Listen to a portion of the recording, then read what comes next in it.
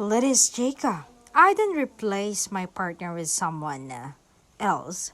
Yan ang diretsangin namin ng aktor na si Donnie Pangilinan sa ilang mga marites na nakausap niya. Sila'y napanganga ng bongga. Ito nga ang naging pahayag ng matinee idol. Alam nyo, never trade loyalty for temporary happiness. I didn't replace my partner with someone who only knows how to make me smile for a moment.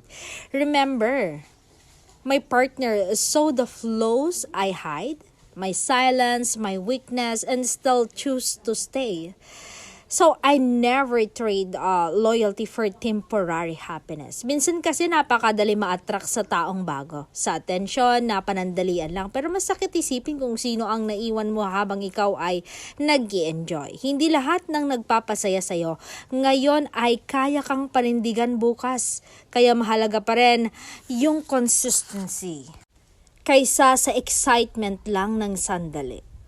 Kasi tandaan mo, ang tunay na pagmamahal hindi lang base sa kilig, kundi sa pagpili sa'yo araw-araw kahit hindi madali.